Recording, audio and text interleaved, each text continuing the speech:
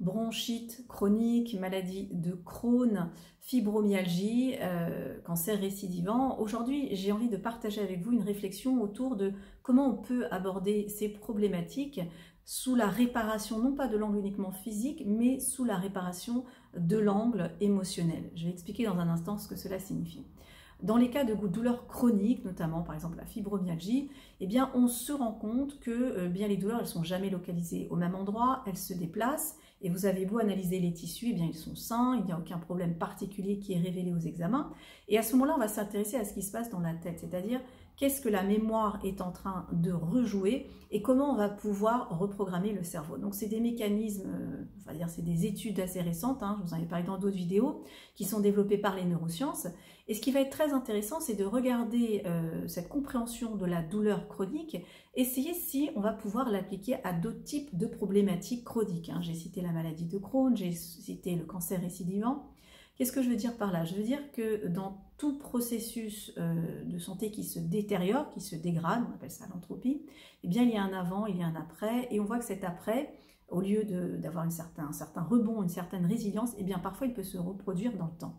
Ce que je propose ici, c'est pas simplement de regarder l'hologramme corporel, c'est-à-dire le corps, mais de regarder notre hologramme mental, puisqu'il y a des scénarios qui se jouent au niveau mental, il y a des problématiques qui ont disparu du corps, mais qui sont toujours présentes à un niveau émotionnel, mental et neuronal. Donc toute l'idée ici, ça va être un petit peu de reprogrammer l'histoire émotionnelle et du cerveau. Et comment on va pouvoir reprogrammer ça? Eh bien, on va utiliser l'aspect sensorimoteur, c'est-à-dire à la fois nos sens, à la fois la motricité, le mouvement, et je vais aussi également parler de la narration, parce que certains scénarios de souffrance, eh bien parfois nous sommes responsables dans le sens où nous pouvons enfanter certains scénarios de souffrance. Je vais reprendre le cas de la douleur. Une personne qui aurait une douleur qu'on lui aurait infligée et que cette douleur perdurait dans le temps et qui n'a toujours pas reçu le « pardon, excuse-moi, je t'ai fait mal », eh bien la douleur va persister. Pourtant, il n'y a aucune lésion. C'est parce que derrière cette douleur, il y a la marque, le sceau de cette difficulté émotionnelle de se dire « eh bien, cette souffrance m'a été infligée par une autre personne, et non seulement je n'ai jamais eu le pardon de cette personne, mais en plus elle a dit que c'était de ma faute. » Et ça, c'est le genre de phrase classique qui fait que la douleur va perdurer. Alors ça, c'est quand même assez bien documenté dans les études de neurosciences en lien avec la douleur. Il y a un passé émotionnel. Je propose de faire la même chose avec d'autres types de problématiques et de regarder justement dans ces problématiques, dans ces pathologies, quel serait l'hologramme émotionnel qui n'est toujours pas guéri. Pourquoi? Parce que tant que cet hologramme émotionnel n'est toujours pas guéri, eh bien il y a une forme de trauma, une forme d'histoire qui va être ressassée par le cerveau. Et ceci, c'est un appel pour dire j'ai besoin d'être guéri et j'ai besoin que tu portes de l'attention à cette partie en moi qui est en souffrance. Alors, comme je le disais, pour la douleur, ça commence à être quand même assez récent, mais quand même ça commence à être connu. Et j'avais envie de prendre aujourd'hui avec vous le processus, par exemple, du cancer, notamment dans le cas de cancer récidivant. Ici, je ne propose pas forcément de mentionner des huiles essentielles qui vont agir sur la destruction de certaines cellules ou sur la reprogrammation, quoique, mais je vais regarder un petit peu sous un angle émotionnel, et pour cela, je vais prendre 3 axes principaux. Quand vous regardez, quand on veut un petit peu réparer ce processus par rapport au cancer, on a 3 points principaux. Le premier point, c'est il faut agir vite, il va falloir éliminer ces cellules qui refusent l'apoptose, les cellules qui refusent de mourir, donc ils vont grandir, grandir, grandir jusqu'à former cette tumeur. Et donc là, on va mettre en place une stratégie guerrière, c'est-à-dire la stratégie de dire il faut stopper cette prolifération. Donc on a une stratégie au départ guerrière, et c'est ce que fait la médecine, on va dire, classique, à travers les rayons, la chimio, etc. Donc ça, c'est l'étape numéro 1, le premier mécanisme qui est identifié. On a un deuxième mécanisme, c'est qu'une fois que la guerre a été faite, eh bien, il va falloir être vigilant. Ça veut dire que le système immunitaire doit mettre en place un système de vigilance pour repérer ces cellules déviantes et les éliminer. Comme vous le savez, si le système immunitaire, il est fragilisé et, on va dire, une cellule qui se multiplie échappe à la vigilance de ce système immunitaire, eh bien, ça peut dégénérer effectivement en cancer. Et l'étape numéro 3, c'est une fois qu'on a eu la contre-attaque, l'offensive numéro 1, numéro 2, n'oublie pas, rappelle-toi, et en numéro 3, eh bien, il va falloir à un moment donné rétablir cette communication. Donc, c'est un petit peu les 3 éléments que j'ai identifiés par rapport au processus de cancer. Et cette fois-ci, je vais vous les lier avec une plante, plutôt 3 plantes. Donc, chacune des plantes, elle va être liée à ce processus. Donc, par exemple, j'ai choisi 3 plantes qui poussent à Madagascar. Elles sont intéressantes parce que elles poussent dans des endroits très difficiles, sur un sol qui est difficile, qui est calcaire. Elles doivent lutter pour leur survie, donc elles ont cette capacité de lutte, cette capacité de résistance. Donc les 3 plantes que je vous présenter, ce sont 3 crotons. Donc le premier croton, c'est le croton GAI, eh bien il a des molécules intéressantes parce que dans ces molécules, on sait qu'il a un rôle pour justement faire cette contre-attaque par rapport à certaines cellules cancéreuses. Donc là on est avec le croton GAI, numéro 1, je contre-attaque, hein, ça c'est la force de combativité, la force de résistance. En numéro 2, eh bien, je vais utiliser cette notion de « il faut que la prochaine fois, si ça arrive, il faut que je reste vigilante ». Ça, ce sera avec notre croton cotonéaster. Et enfin, la 3e huile, le croton catati.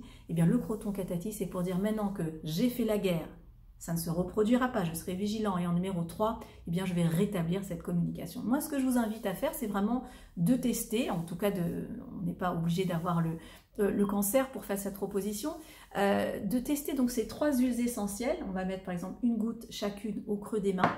On va les respirer en se rappelant l'histoire que je viens de raconter. Et ensuite, on va les mettre dans un rituel corporel Aroma Body Sound. Alors, j'ai créé des rituels spécifiques que je détaille lors de stage, mais là, je vais vous inviter à choisir. Par exemple, il y a un rituel qui s'appelle Start, c'est-à-dire redémarrer. Donc, ce rituel Start, je vais vous donner la page. Vous pouvez utiliser ces 3 huiles essentielles, vous rappelez l'histoire que je viens de vous raconter, et vous allez l'insérer dans votre corps avec le rituel qui s'appelle Start, c'est-à-dire démarrer. Donc vous le retrouvez à la page 86 et c'est tout à fait un rituel que vous pouvez appliquer. Ce qui va être intéressant, donc ça va être de faire cette espèce de sonorité corporelle, ça va être de respirer les huiles essentielles et de commencer à reprogrammer. Reprogrammer, ça veut dire que vous vous êtes rendu compte que l'histoire que je vous ai racontée, elle peut caler avec le cancer, mais ça peut aussi être dans une forme de relation amoureuse. Numéro 1, si je suis dans une relation dysfonctionnelle, voire toxique, eh bien c'est important de couper, de dire stop. Donc là, il y a une forme d'offensive, de contre-attaque, parce que s'il n'y a pas cette offensive, eh bien on peut disparaître. Quand je dis disparaître, ça veut dire que émotionnellement, psychiquement, on peut se faire complètement avaler. Donc c'est très important de mettre en place cette notion de « je contre-attaque ». En numéro 2, eh bien, ça ne se reproduira plus, puisqu'en général, quand on a eu ce type de problème, eh bien, la 2e fois, on est beaucoup plus vigilant, donc on met en place un système de mémoire. Et en numéro 3, eh bien, on ne peut pas toujours rester dans cette contre-attaque et cette vigilance. À un moment, il va falloir rétablir la communication. Donc, vous voyez ce que je vous ai énoncé au niveau de l'aspect cancer récidivant. On peut aussi l'appliquer au niveau d'une relation amoureuse. Donc là, ici, je vous dévoile un petit peu plus cette approche sensorimotrice et comment on peut reprogrammer certaines formes de problématiques chroniques, pas simplement sous l'angle physique, parce qu'évidemment on a énormément de choses à faire sous l'angle physique, mais quand cet aspect physique, eh bien à un moment il se répète, il se répète, il se répète, eh bien peut-être que ça peut être intéressant d'aller voir, vous allez dire l'aspect caché ou le jumeau de cette maladie, hein, qui est sous l'angle émotionnel, et on va travailler, on va identifier déjà de manière précise les points qui concernent la problématique physique, et on va les permuter sur les points au niveau émotionnel. Et vous allez les ancrer dans des rituels. D'accord? Donc là, qu'est-ce qu'on est en train de faire? On est en train de faire une reprogrammation neuronale, de la même façon qu'on peut reprogrammer la douleur. Dans les cas de fibromyalgie, les neurosciences nous l'ont montré. Eh bien moi, je vous invite à faire une forme de reprogrammation de ces pathologies récidivantes. Alors, est-ce que ça remplace pour autant les traitements classiques? Non. Toutefois, quand vous avez à peu près essayé beaucoup de techniques, et vous voyez qu'il y a toujours cet élément de reprogrammation qui n'est pas encore affirmé, eh bien je vous invite à détailler tout ça. Si vous avez envie de tester voilà, ces propositions, je vous mettrai les liens sous cette vidéo, et puis si ce n'est pas déjà fait, eh bien, je vous invite à découvrir ce livre 2 minutes pour aller mieux. Alors pourquoi 2 minutes? Parce que 60 secondes le matin, 60 secondes le soir, sur 22 jours, là aussi on est sur la reprogrammation neuronale, et ainsi eh bien, vous allez commencer à voir les changements assez rapidement. Voilà, je vous dis à très bientôt. Si cette vidéo vous a plu, n'hésitez pas à partager, à liker, pourquoi pas à commenter, et si vous n'êtes pas encore abonné, eh bien je vous invite à vous abonner à ma chaîne YouTube. Je vous dis à très bientôt.